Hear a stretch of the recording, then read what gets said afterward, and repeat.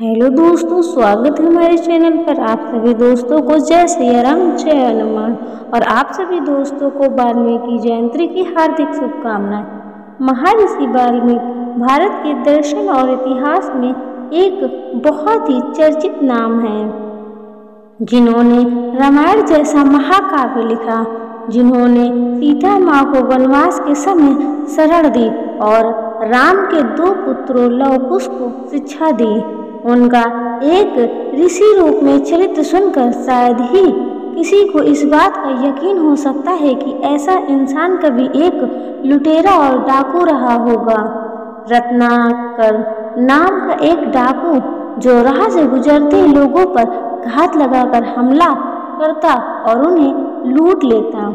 यह जानिए एक डाकू के ऋषि बनने की कहानी। एक समय की बात है कि रत्नाकर नाम का एक डाकू लोगों पर हमला करके जबरन उनसे उनकी संपत्ति छीनने का काम करता था। ऐसा करते काफी समय हो गया। इसी बीच उस लुटेरे के जीवन में नारद मुनि से मिलन की जीवन बदलने वाली घटना आई।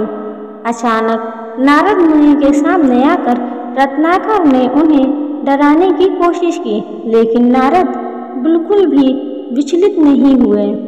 नारद के इस स्वभाव को देखकर रत्नाकर को थोड़ी हैरानी हुई और उसने देखा कि नारद के पास वीणा के अलावा छीनने के लिए कोई खास संपत्ति भी नहीं है।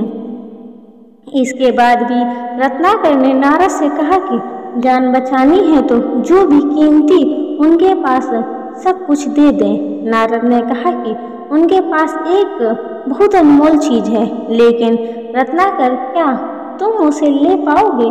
रत्नाकर फिर थोड़ा हैरान हुए। फिर नारद ने एक प्रश्न किया कि रत्नाकर लूट का जो काम करता है वह किसके लिए कर रहा है?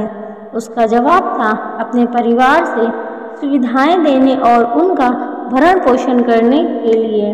नारद का अगला सवाल था, तुम अपने परिवार को लोगों से धन लूट कर दे रहे हो, क्या इस कर्म का परिणाम आने पर भी वो परिवार तुम्हारा साथ देगा?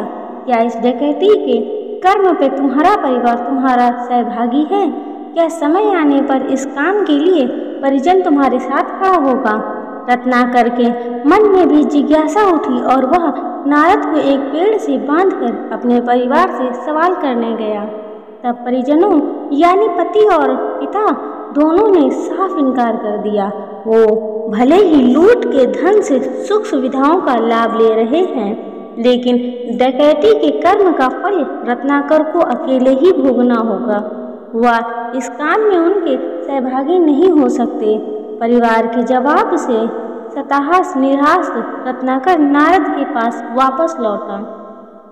उसको एहसास हुआ कि वह व्यर्थ के कर्मों में जीवन नष्ट कर रहा है और जिनके लिए कर रहा है वो भी उसके साथ ही नहीं।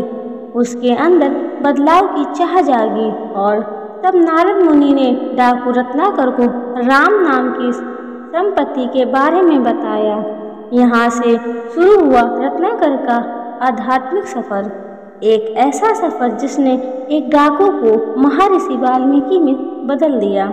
आज भी हम उनको सम्मान से याद करते हैं और उनकी याद में वाल्मीकि जयंती मना रहे हैं।